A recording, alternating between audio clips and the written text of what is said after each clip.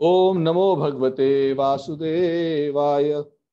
ओम नमो भगवते वासुदेवाय। ओम नमो भगवते वासुदेवाय। नारायणं नमस्कृत्य नरं चैव नरोत्तमं देवीं सरस्वतीं व्यासं ततो जयम् उदीरयेत्। नष्टप्रायेषु भद्रेषु नित्यं भागवत सेवया भगवती उत्तम श्लोके भक्तिर्भवति नैष्टिकी। कृष्णाय वासुदेवाय देवकी नंदनाय च नंदगोपकुमाराय गोविंदाय नमो नमः। ओम अज्ञानतिमिरान्धस्य ज्ञानाञ्जनच्छलाकया चक्षुरुन्मिलितं येन तस्मै श्रीगुरवे नमः। श्रीचैतन्यमनोभीष्टं स्थापितं येन भूतले स्वयं रूपः कदा मह्यं ददाति स्वपदान्तिकम्।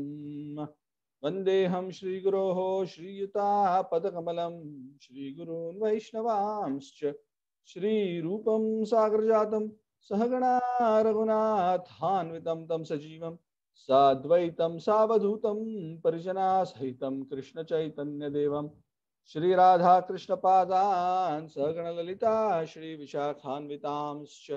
हे कृष्ण करुणा सिंधु दीनबंधु जगतपते गोपेशा गोपिका कांत राधा कांत नमोस्तुते। तप्त कांचन गौरांगी राधे वृंदावनेश्वरी वृषभानुसुते देवी प्रणमामि हरिप्रिये। वंशकल्पतरुभ्यश्च कृपा सिन्धुभ्य एव च पतितानां पावनेभ्यो वैष्णवेभ्यो नमो नमः।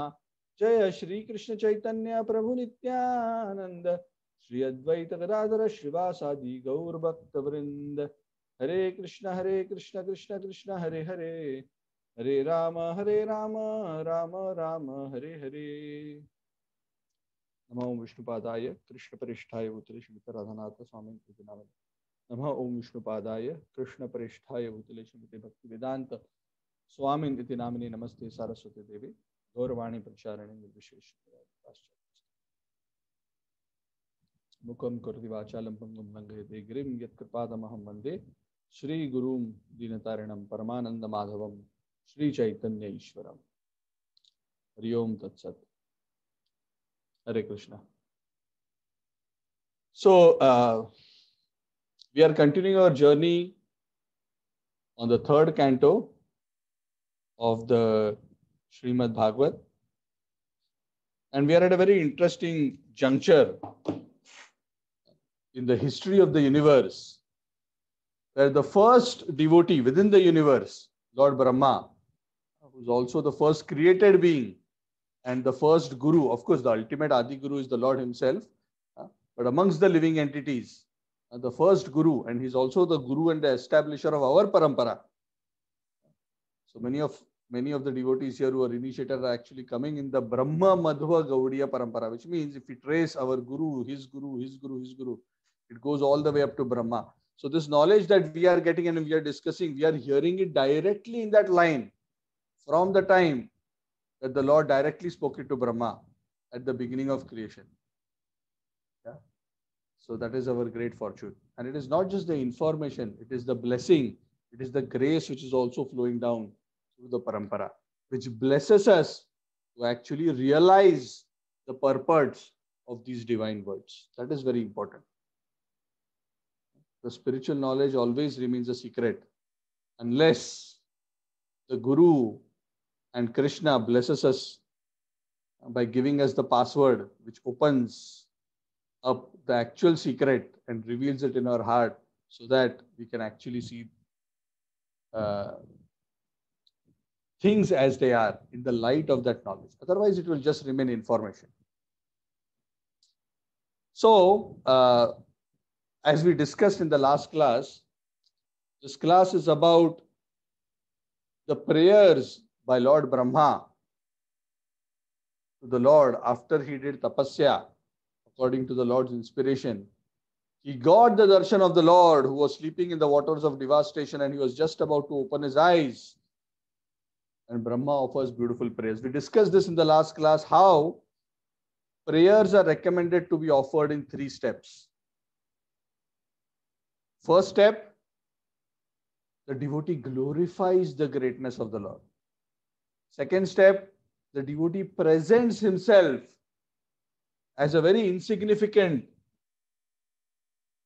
soul, dependent on the Lord's mercy and grace. Very humbly he presents himself. And then he offers his requests to the Lord in a very humble spirit. Again, not in a demanding spirit, but in a requesting spirit. And ultimately in the spirit that, oh Lord, this is my request to you. This is my desire. But ultimately it is based on your grace. So when we ask the Lord for something, we should not be in a mood to demand. The Lord is much more pleased to bestow it when we are asking in a mood of humbly begging from the Lord for his grace. We should beg for his anugraha. See, we have to always understand that when we are asking something for the Lord is in no way obliged to fulfill it. The law of karma works on the principle of justice. The law of karma works on the principle of justice. You do this, you get this. You do this, good, you will experience something good in due course. You do something inappropriate, you will also experience some inconvenience or suffering of an equivalent amount sometime in the future. So karma is based on the principle of justice. But when we are praying to the Lord, praying is not based on the principle of justice. Praying is based on the principle of mercy, on the principle of grace. Which means, oh Lord, actually, just like you get into a restaurant and you're very hungry, and then you open your wallet and you realize, oops, I only have 3 ringgits in my pocket, but I want to have a meal which is worth 25. Right? Yeah. So we don't have enough to pay. But if the host, the restaurant owner, is gracious to us, of course, I'm not recommending here that you go and beg to the restaurant owner, please give me food, I don't have money. That's not the idea. I'm just giving this example to make us understand the principle that when somebody is giving something to us when we don't deserve, that is mercy, that is grace, that is anugraha. And especially when it comes to the Lord, when it comes to spiritual knowledge, when it comes to love for the Lord, when it comes to spiritual realization, there is no material price that can be paid. It is simply Swayam Eva Vrunate, the scripture says. When the Supreme Truth reveals being pleased by the devotional attitude of the spiritual aspirant, the knowledge becomes revealed. For devotees who have been practicing for many, many years, many devotees may have had that experience. Today, one devotee called me and he often, he gives Bhagavad Gita classes and he also calls me often and asks me some spiritual questions. How this works, what is the meaning, how to understand this. So many times he asks. So today I was answering him, and as I was answering him, I was cutting tomatoes and I was helping in the kitchen. So my wife overheard it and she said, "Oh, how come you know so much?" So I said, "No, actually I don't know.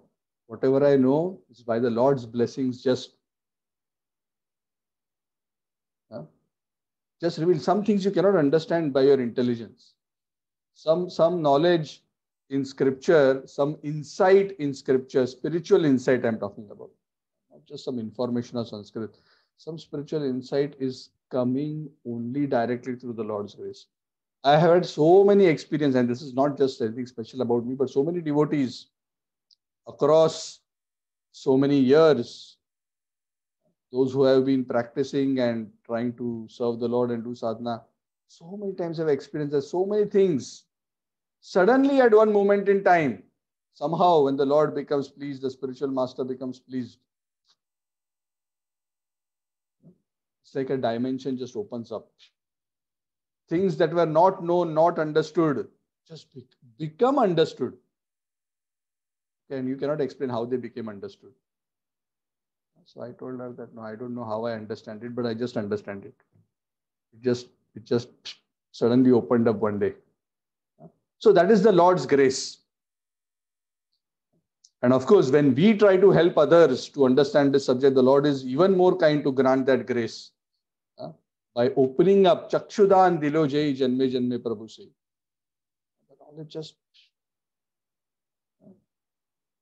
It's just so amazing. Sometimes you will spend years and years banging your head on the wall of trying to understand something spiritually.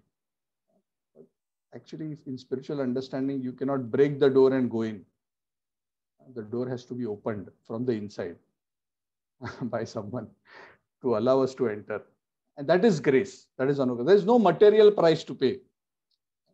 And this is the blessing the Lord gives for everyone. And all those who are sincere aspirants on the spiritual path will go through this experience of how the Lord is kind. And then we realize, oh, the Lord has been so kind. He has given us so much grace, so much insight, much more than what we deserve. Anyway, coming back, so Brahmaji also, he suddenly had all this knowledge revealed.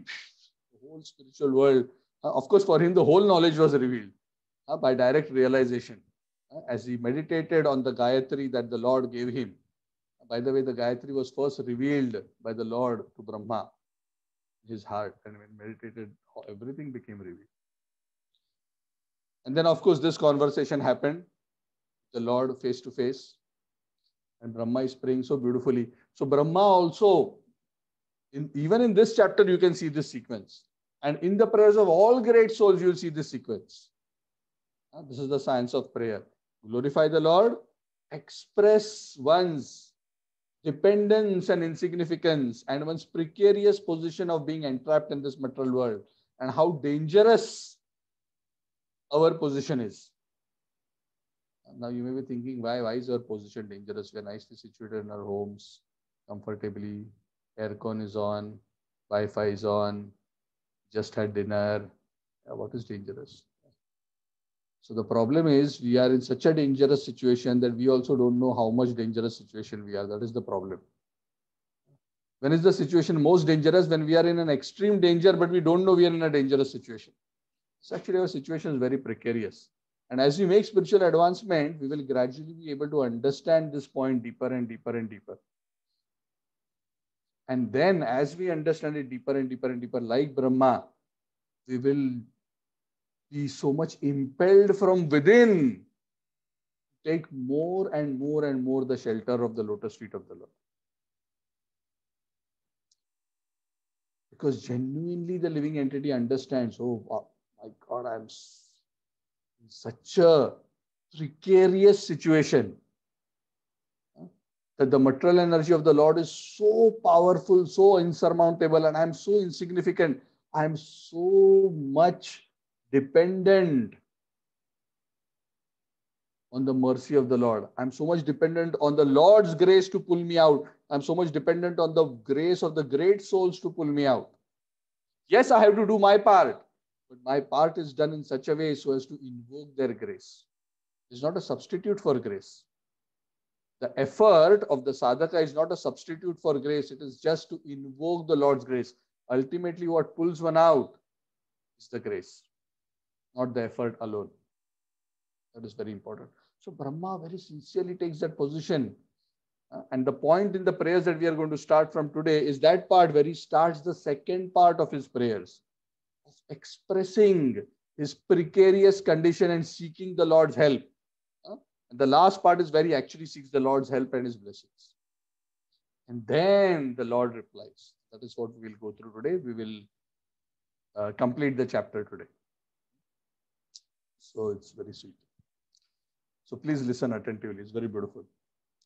So Lord Brahma, after having glorified the Lord and requesting, please open your eyes, he says, O Lord, I am desiring to serve you through the process of creation. But please I don't know how I can achieve this. I need your help. I need the knowledge from you to do, because all these universes are absorbed within your abdomen. Now they have to come out. I have to know where to place what and what to do. I need your mercy. You are full of all the six opulences, Shad Aishwarya Sampurna, full wealth, full knowledge, full power, and so on and so forth. You are the maintainer, Samasta, Jagatam Surud, you are the friend of all. You can empower me. Why? Because I am also a soul surrendered to you. I am a Pranata. Pranata means I am surrendered to you. So please. See, the Lord is also known as Pranata Natha, the Lord of those who are surrendered. This is something very sweet that one should know about the Lord. Very sweet and something very precious. It is very important for devotees to know God's nature. Correct? Just like children, children. When they, with their parents, when they deal, if they want to get the right thing from their parents, the response that they want from their parents, if they know the nature of the mother and father well, they know how exactly to speak to the mother, how exactly to speak to the father, to make sure that they get what they want. Yes? So Krishna is our supreme father, mother, grandfather, everything. So if we understand his nature properly, and Krishna's nature doesn't change. Our father, mother may suddenly become moody sometime. Krishna's nature is very steady. It is eternal. There are some things which are so wonderful about his personality that if we learn that and approach him in the right way, Krishna cannot refuse. You must just know how to approach him properly. That's why Brahma is saying, Pranata, Pranatana. Krishna is sold out to those who surrender to him. Krishna becomes sold out to the Sharanagata. Is also known as Sharanagata Vatsave. Sharanagata Vatsave Namaha. He who is extremely affectionate to those who are surrendered.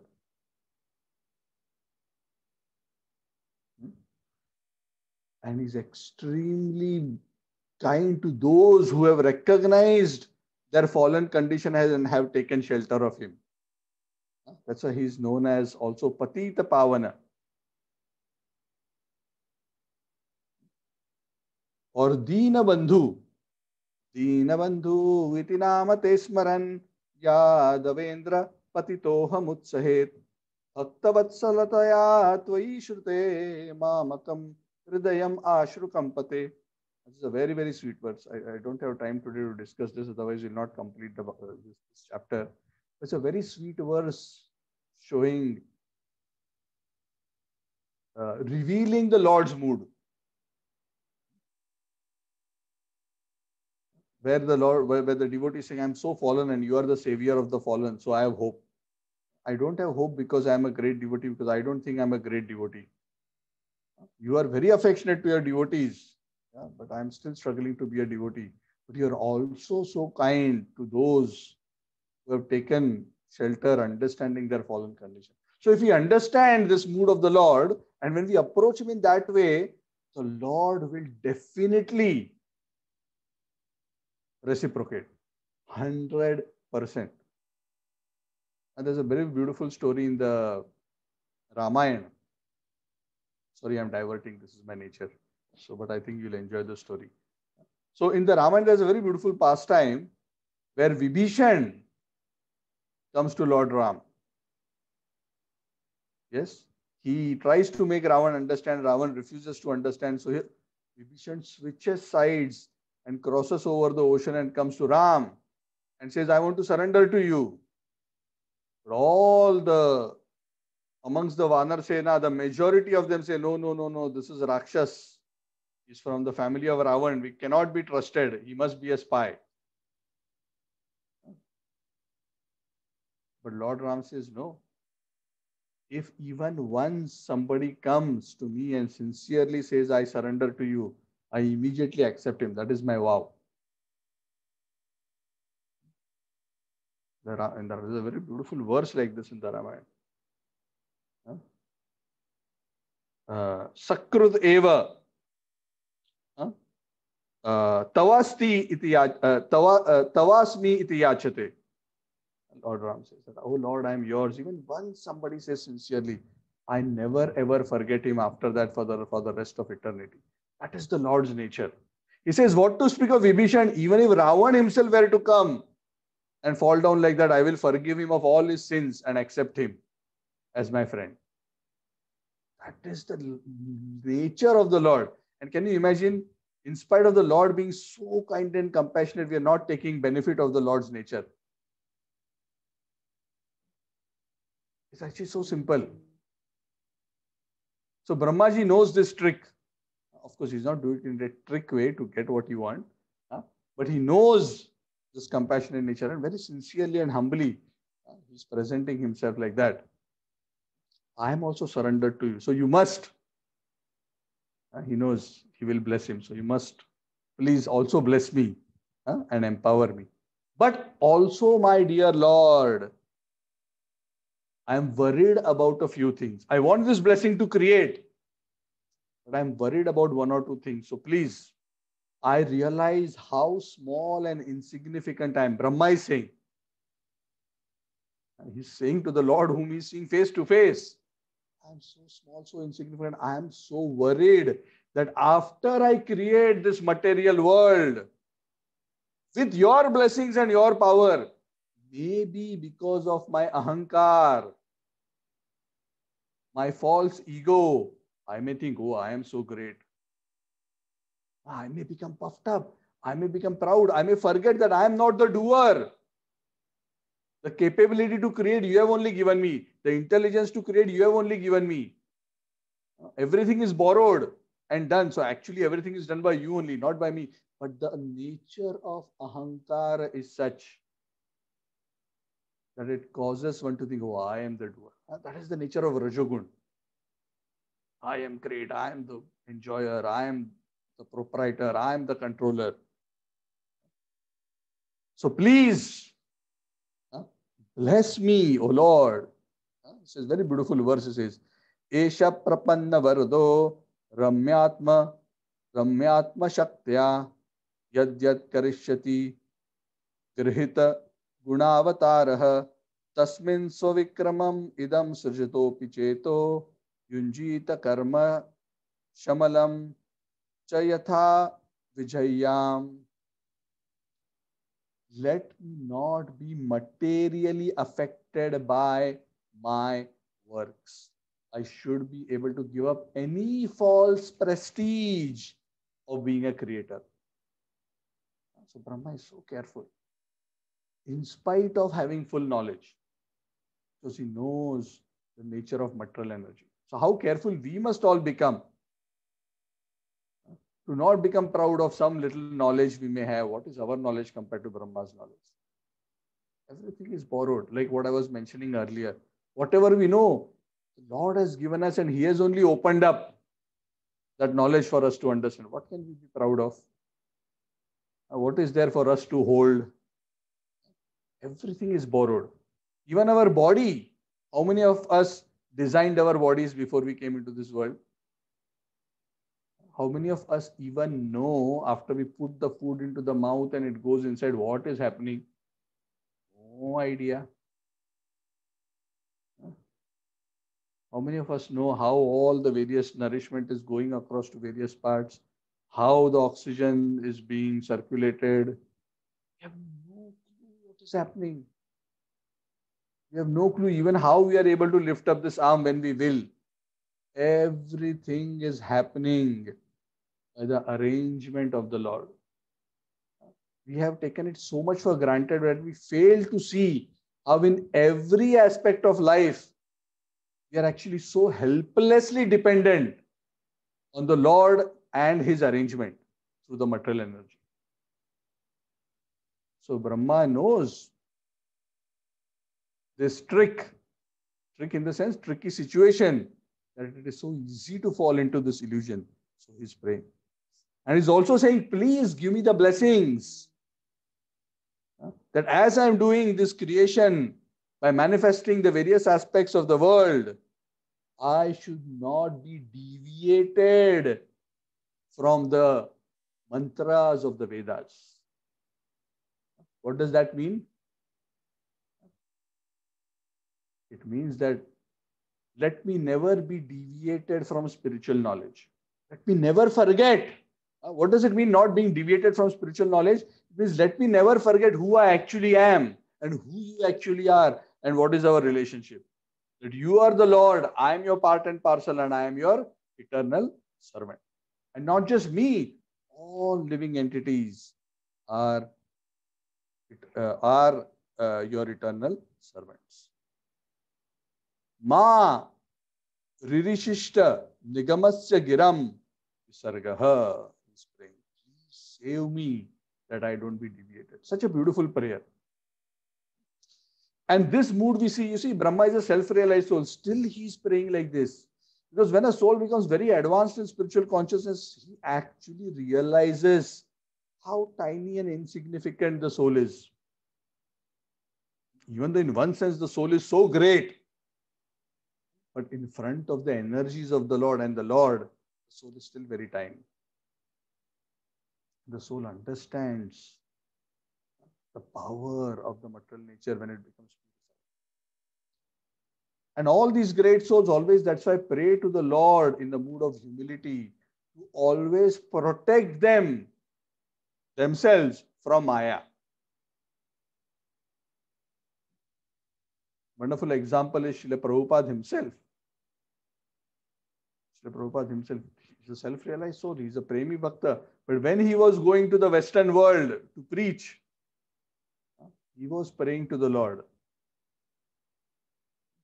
I am going to the Western world. I am going alone. There may be so many allurements of so many kinds there. Let me never fall prey or be distracted. Very similar mood. I am going to do this seva for you, but in the environment of trying to perform this seva, let me not get distracted or contaminated. Very much in a similar mood. And you see this mood very consistently in all the great souls. Today's Jiva Goswami's disappearance, very similar mood. Rupa Goswami and Jiva Goswami, Rupa Goswami would train Jiva Goswami so strongly, even though Jiva Goswami was already in such a mood. Rupa Goswami was so emphatic that he maintains this kind of a spirit. So it's a very, very sweet, very, very sweet way to actually approach and request the Lord for his blessings. And then he says, so, O Lord, give me these blessings and now please wake up. You are the oldest. You are the unlimited Lord. You are the Lord of your internal potency, Rama Devi, the goddess of fortune. You are the oldest of all. You are unlimitedly kind. Please bless me by opening the lotus of your eyes. You can lift up my dejection and the dejection of this entire cosmic manifestation by opening your eyes and showering your grace. So, when Brahmaji prayed like this, whenever a devotee prays sincerely to the Lord, you must understand, the Lord definitely listens and reciprocates. Guaranteed. It is not that you have to be a great devotee for the Lord to reciprocate. You just must do it with faith and sincerity. If you have faith and sincerity, the Lord will definitely hear your feeling and reciprocate. Of course, when we say he reciprocates, like what I mentioned last time, it doesn't necessarily mean he will grant you what exactly you have asked for. But he can see the intent and the purpose of your prayer, and he will reciprocate in the way that is best for you. Of course, sometimes it is best for us to go through a particular situation. Yeah. In such situations, the prayer may not necessarily immediately alleviate a difficult situation, but the Lord will still grant his protection and blessings to us by giving us the necessary strength to go through that situation without any significant damage.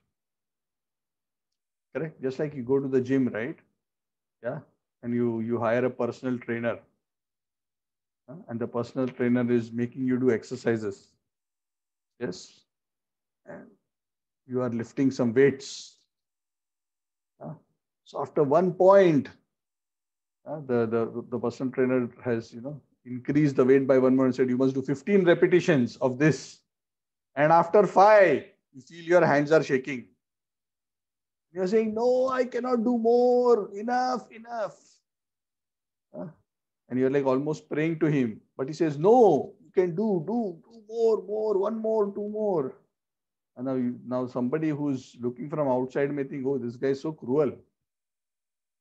He's saying, no, I can't do. Why is he forcing him to do? But the trainer knows that only when the individual goes beyond the comfort zone into the zone of pushing to the limits of his capacity, only then the growth happens. Yeah. So the Lord reciprocates based on the situation. Doesn't mean always he will push you to the limits. No. The Lord knows what is best for us. Sometimes he will decide, yes, let me alleviate the situation. Sometimes he may decide, okay, you carry on for like this for some time, but I will still be behind you and protect you. The Lord may reciprocate in whatever way. What is more important for us is to approach him with the right mentality, with the right sincerity, with the right humility. And we can be sure if we do that, we will remain protected in the long run. No matter what we may have to go through immediately, but overall, we will always remain protected. So that faith the devotees have. And I have seen this many times, through many situations, how the Lord actually is just there behind. He's actually managing everything. You just need to have faith, and eventually he reveals how he has been protecting and taking care of us all along. So after saying all these prayers, actually Brahma becomes silent, as if he had already become tired. So much penance, tapasya, so many prayers, he finally, stops and waits for the Lord and becomes silent.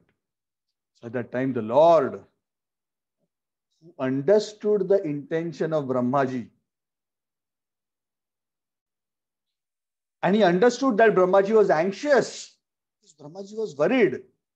He had a big task at hand, but he did not know what to do.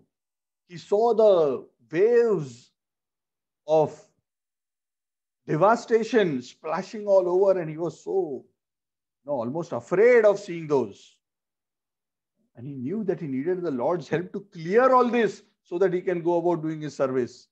And he also knew he needed that knowledge.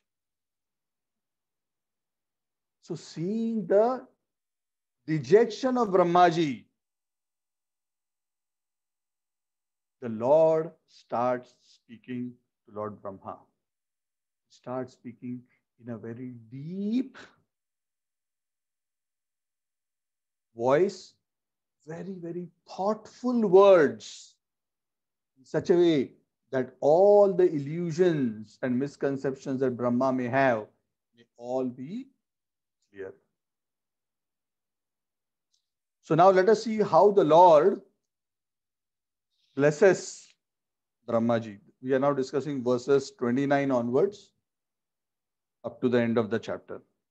So first thing that the Lord does is he starts telling Brahmaji, he first reassures him, do not worry. Do not be anxious. You're overly worried. Don't worry so much. Do not be anxious or depressed about the process of creation. Actually, Brahmaji, whatever you are asking for, you offered so many prayers and you asked for so many things. You know, whatever you are asking for, actually, I've already granted to you. I've already blessed you.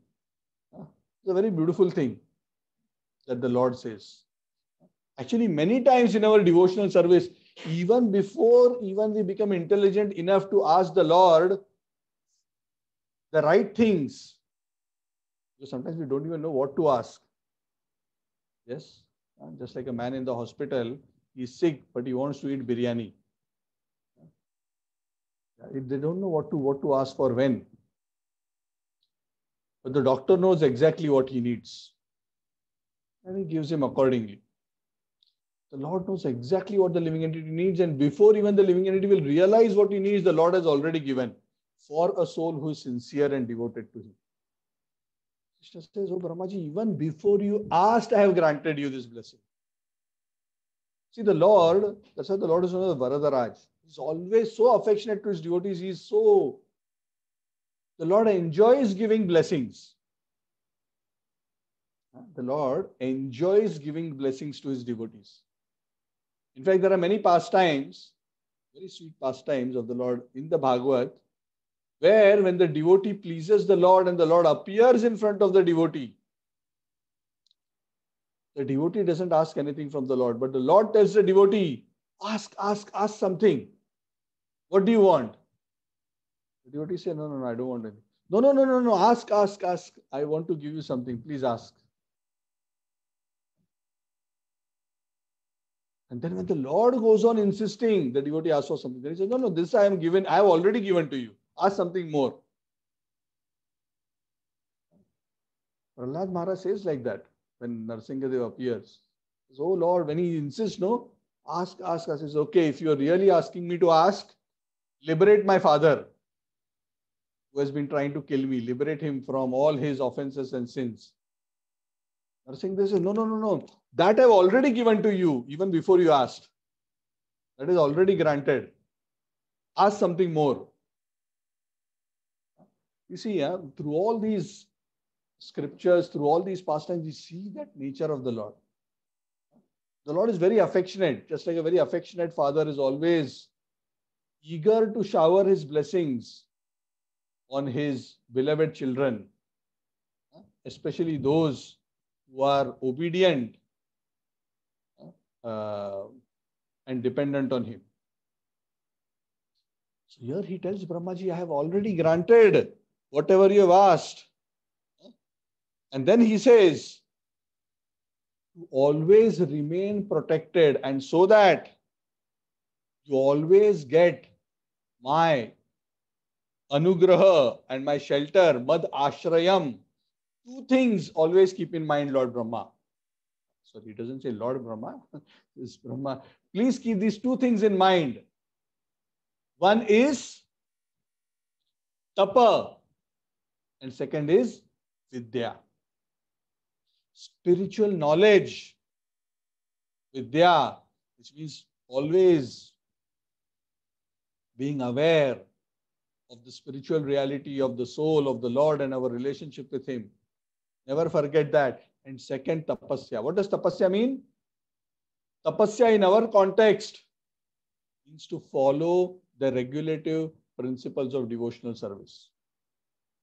If you regularly do your tapasya of chanting the holy names, worshipping the Lord, eating Krishna Prasad, doing seva and so on and so forth, Krishna says, you will receive my favor, my shelter, and you, because right now you're praying for the purpose of knowledge of creation, all knowledge related to creation will be revealed in your heart.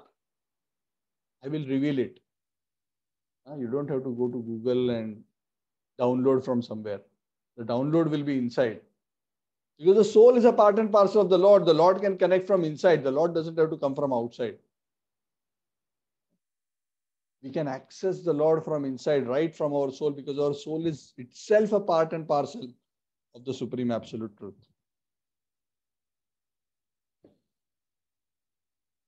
And then he suggests to him that please absorb yourself in the process of devotional service. And when you absorb yourself properly in bhakti, in devotional service, O Brahma, when your devotional service reaches its maturity, you will understand something very special about me. You will see and realize that everything is within me and I am within everything. Very interesting. This statement has been repeated many times in scripture, including the Bhagavad Gita. Krishna in the Bhagavad Gita, we discussed this, I think it was in the 4th chapter itself, if I'm not wrong. Krishna says knowledge means when you actually get knowledge, Krishna says, 4th chapter. We discussed, I think, in the last class itself. You will see that I am in everything and everything is in me. You actually get knowledge. And this is the same thing he tells Lord Brahma here. This is very mystical because this thing cannot be comprehended. How can something be within us and we also be at the same time in it? Logically, it doesn't make any sense, right? But Krishna is inconceivable. He is Achintya. That's why he's saying this is the secret knowledge. When you can understand this, then you have actually understood. You have actually reached proper knowledge. You will see that actually I am situated in each and every living entity as Paramatma. And ultimately everything is also situated within me. Because everything is coming from my body. It is situated in me. It is situated in my energy. It is situated, the lotus coming from my abdomen. Everything is in me. But everything is not only in me like that, but I am also going into everything as Paramatma and being situated. If you understand these two things about me, you will always be able to remain free from illusion. You will be able to maintain a spiritual vision. You will not be influenced by the modes of material nature.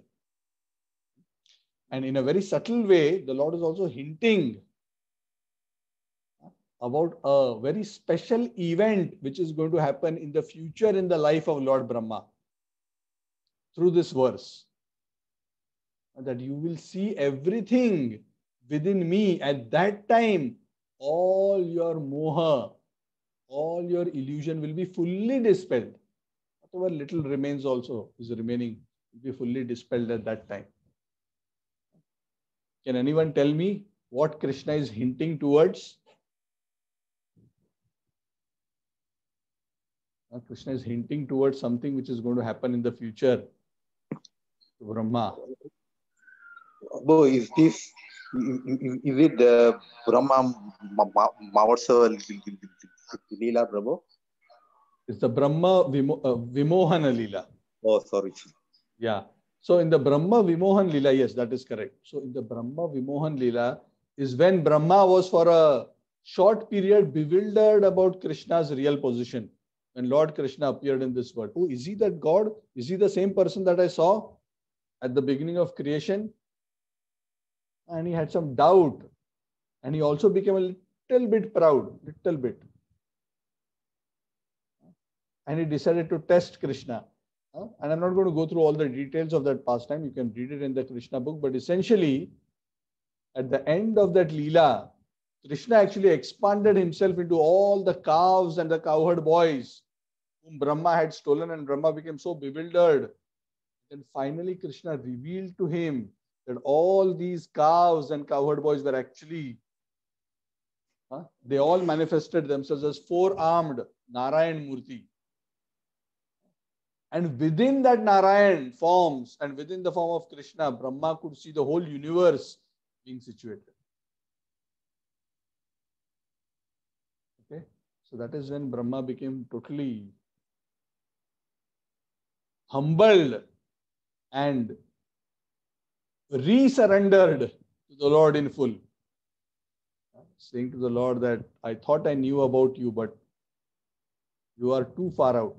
You are too great. So here the Lord is also hinting at that past time in the future that one day you will also be able to see everything is within me. At that time, you will become free from all kinds of illusion.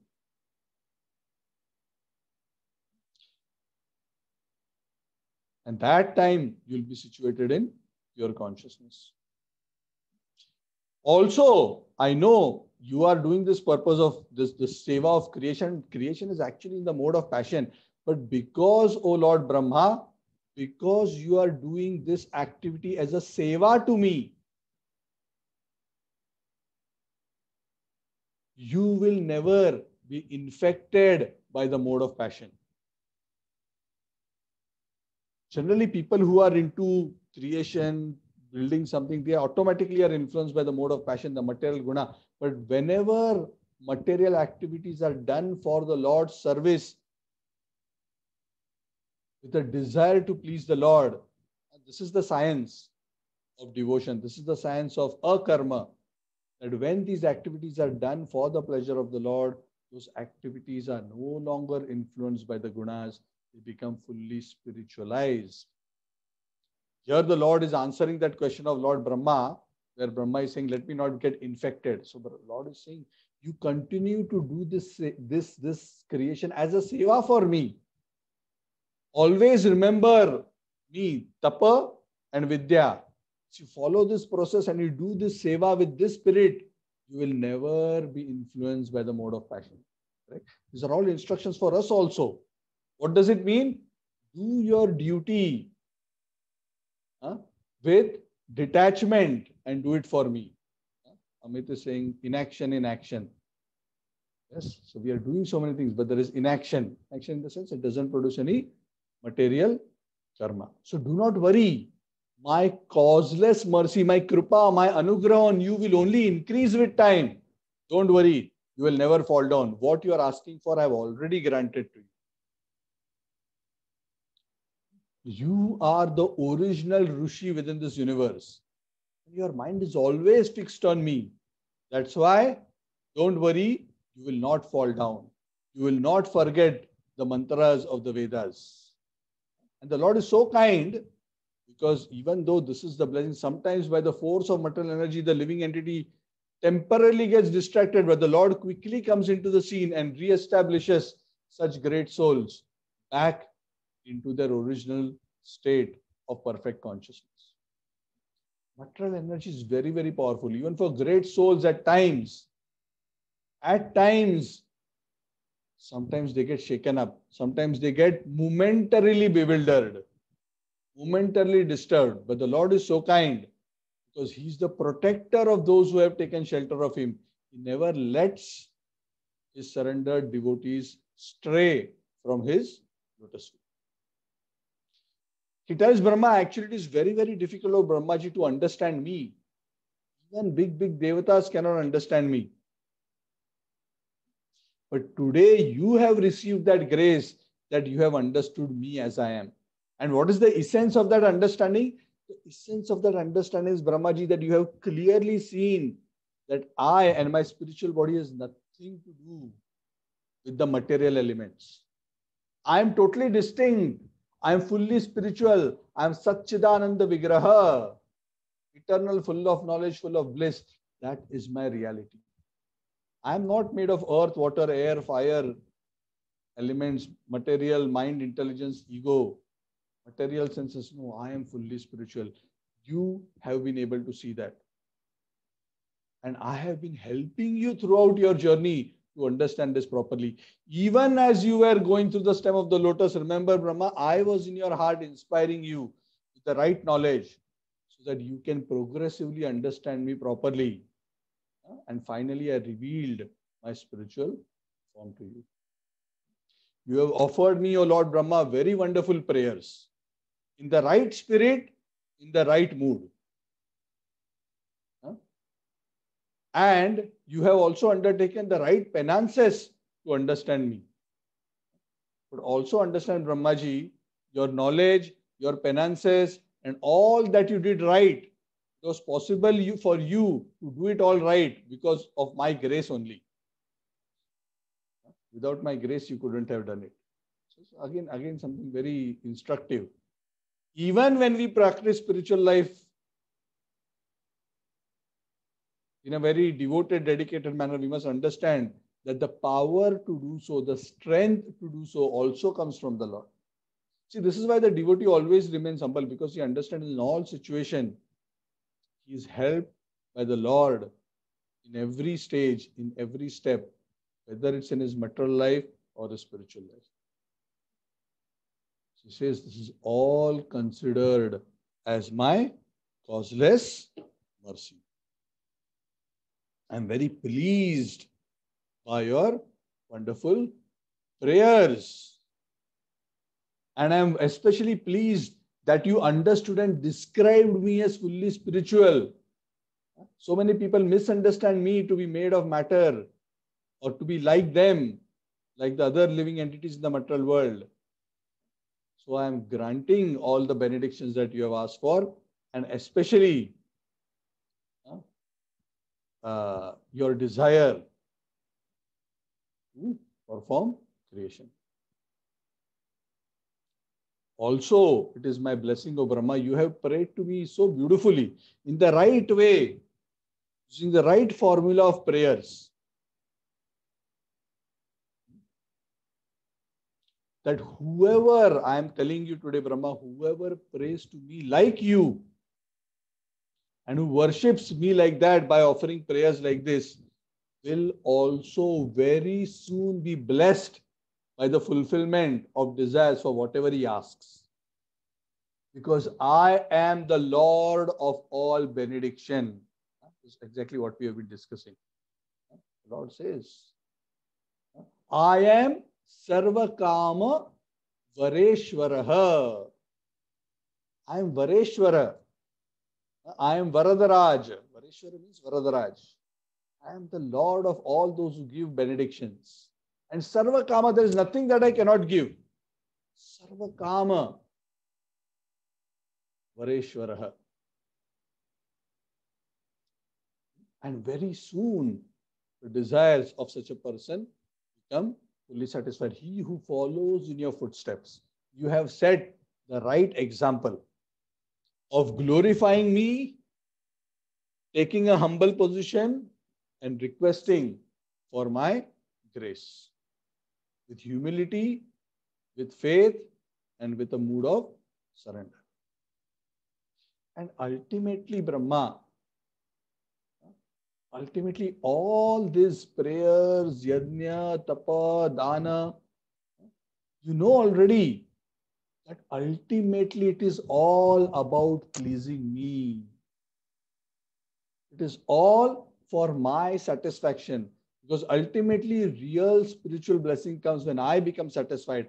And that is why whatever activities, yat karoshi yadashnashi, yat juhosi dadasi yat, yat tapasyasi kaunteya, tat kurushva madarpanam. Whatever you eat, whatever you do, whatever you worship, do it as an offering to me, Krishna says. Do it for my pleasure. Of course, this verse is from the Gita. Again, it resonates with the same idea being expressed here.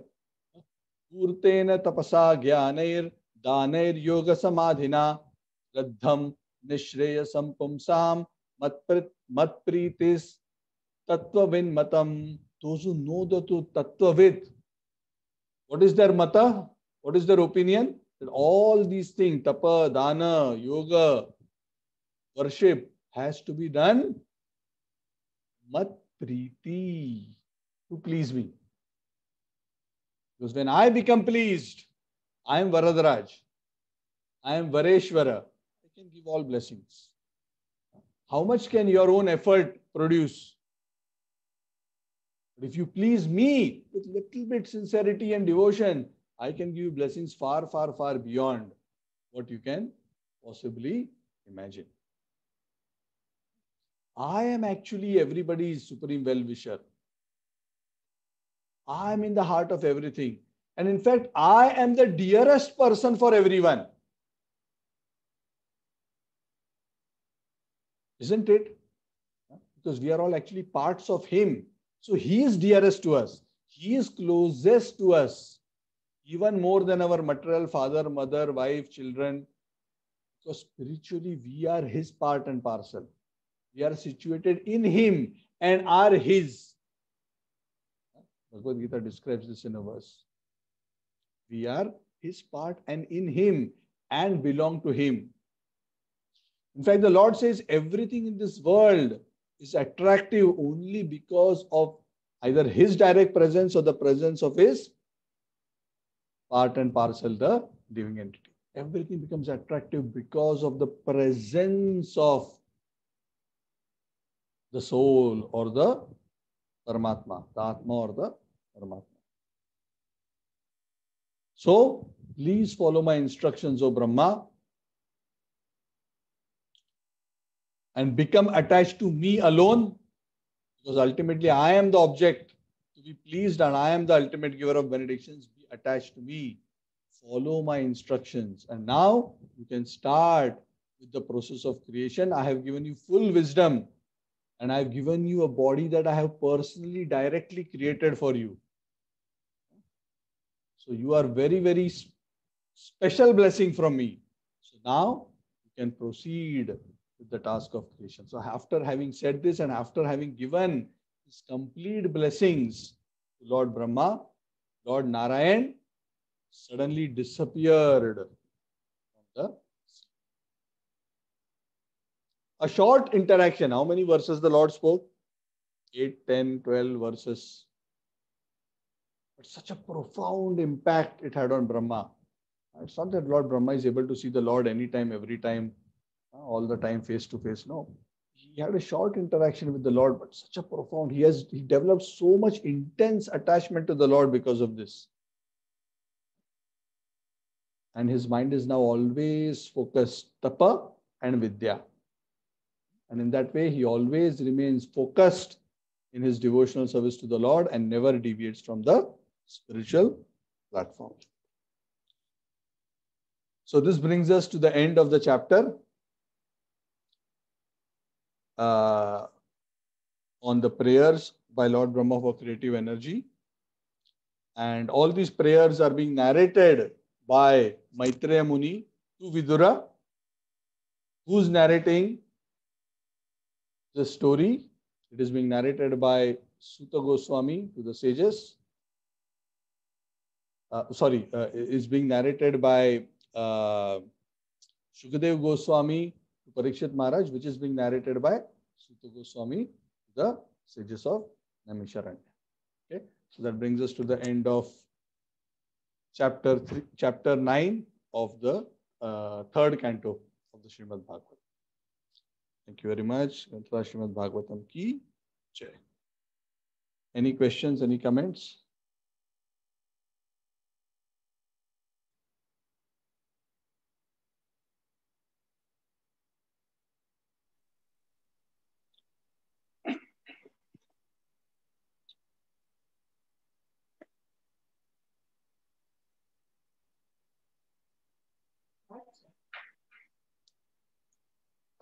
Hare Krishna, Prabhu.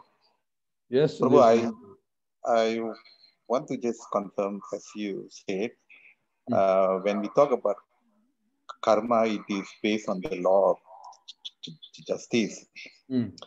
So, for every action, there will be a reaction on the opposite side. But once we become a devotee of the Lord, once we become a devotee of the Lord and we want surrender to the Lord, in terms of all this karma and his reaction and so on, the Lord will in a way take charge, is it? Because just to go confirm whether my understanding is right or not.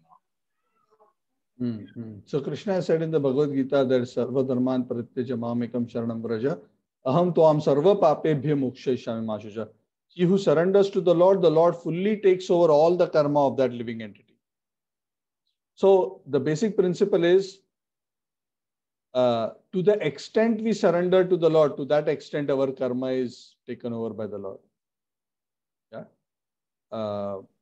So when we surrender fully, we are totally free from all karma immediately, instantly. Prabhupada says, if we fully surrender now, instantly we are free from all karma. But even if we are not able to immediately surrender instantly, fully, to the extent we practice devotional service, when we are chanting the holy names, Hare Krishna, Krishna Krishna, Hare Hare, Hare Rama, Rama Rama, Hare Hare. When we are studying the Bhagavad, when we are discussing the Bhagavad, when we are doing Aarti, when we are reading scriptures, when we are serving the devotees,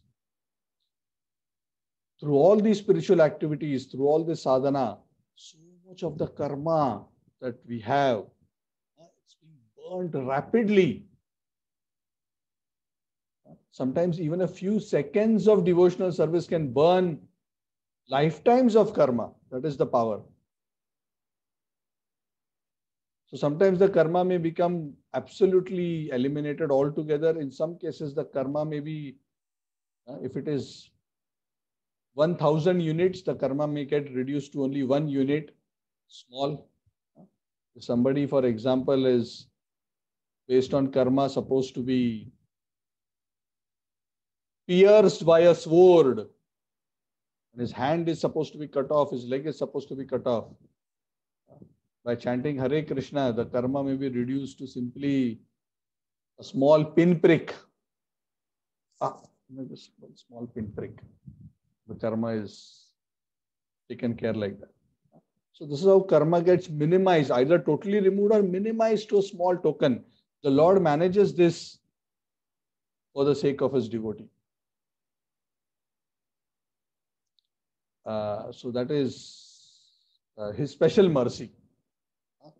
For those who are not devotees, they have to actually work all by themselves to burn away their karma through tapasya, through gyan, through nishkam, karma yoga. They have to work to that. But those who are devotees of the Lord, just by being connected with the Lord, because the Lord is all pure, karma becomes very rapidly purified. So for devotees who have faith in the Lord, they do not need to take shelter of any other process other than the process of bhakti. Even take sincerely to the process of bhakti. The process of bhakti is in fact the most effective process for counteracting all kinds of karma. And even if we are not fully purified, even if there are certain karmas, the Lord is so kind. Even if you are not fully surrendered, if you are sincere, right from the beginning, the Lord will take charge of the devotee and adjust his karma in such a way so that all the various karmic experiences that the devotee goes through are adjusted in such a way that they help and propel the devotee towards the Lord more and more and more. And all those karmas which are unnecessary for the devotee, the Lord just decides to skip and remove out of his own volition, even without the devotee necessarily even requesting it. In fact, we don't even know so many karma in our own life. The Lord has just removed.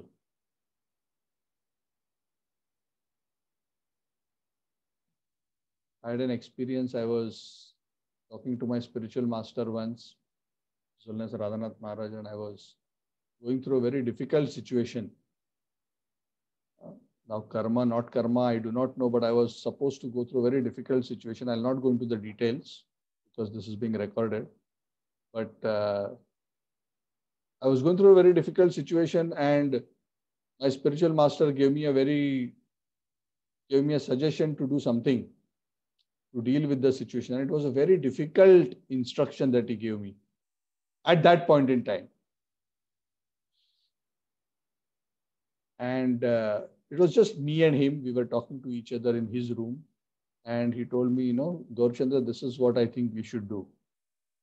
Are you okay to do this? I said, yes, Maharaj. I agree. So after a few days, I met him again face to face, and he asked me, "So, how is the situation?" I said, "Maharaj, the situation automatically changed and everything has disappeared. All the problem that I had has disappeared." So Maharaj was laughing and he said, "Do you know what happened?" He said, "Just because you agreed to follow the instructions of the spiritual master, Krishna was so pleased with you that he removed that whole situation all together without you even having to do what I told you to do. Just because you agreed to follow the instruction." I was so shocked when I heard that. It's like saying, when the doctor, when you're very sick, the doctor gives you prescription medicine and says, "Okay, and from now on, you should not eat this, this, this, this, this. You should take this is medicine." And you say it's very difficult to follow, but you say, "Okay, I will follow." And just because you say, "I will follow," your disease has gone. You understand what this means? Yeah. So it's amazing what the Lord will do. So the point is, when the Lord becomes pleased, nothing is impossible. He can change everything with not even a snap of his finger. Even while sleeping, he can change everything. He can create the whole existence half in his sleep. Correct? By the time Brahma is created, the Lord is still sleeping. He's telling the Lord, "Wake up, wake up, wake up." And the Lord has already done more than half the creation. The Lord's power is very unlimited. So the devotee always knows what is the path of least resistance for spiritual advancement. And it is to please the Lord. And that is the same message the Lord is repeating here. The best path is to please me. Mat priti. That is why whatever activities you do, jnana, dana, tapaha, do it to please me. That is very important. So that is my personal conviction also. So this is one thing we should, and the Bhagavatam, the Gita, all the scriptures reiterate this. Hold on to this principle. Always try to please the Lord. Always take a very humble position in front of the Lord and his representatives. When they become pleased, even the most difficult things, the snap of a finger, can get changed into the most beautiful situations. Okay. Any other question, comment?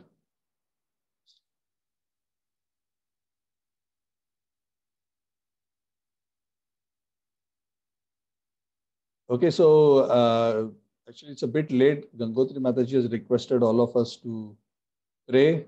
So anyway, I will just mention, I'll not drag this. So we should all actually pray for the whole world. The mood of the devotee is always to pray for everyone. Of course, recently we also heard the news of His Holiness Jayapataka Maharaj also unfortunately getting infected by COVID-19. But thanks to the prayers of all the devotees and the grace of the Lord, he's still, in good health as of now. Nothing to worry. All is well. So we, continue to pray for his good health as well as the good health of all devotees as well as all living entities. Sarve sukhina santu, sarve santu niramayaha, sarve bhadrani pashyantu ma kaschid dukkha bhag bhave. Let nobody suffer. Let everybody be happy. Everybody be healthy. So we pray to Lord Narasimha. Jai Narasimha, Shri Narasimha, Jai Jai Shri Narasimha, Prahlādesha Jai Padma, Mukha Padma Bringam. Ugram Veera Mahavishnum, Jwalantam Sarvato Mukham Narasimham, Shanam Bhadram, Mrityor Mrityum Namamyaham.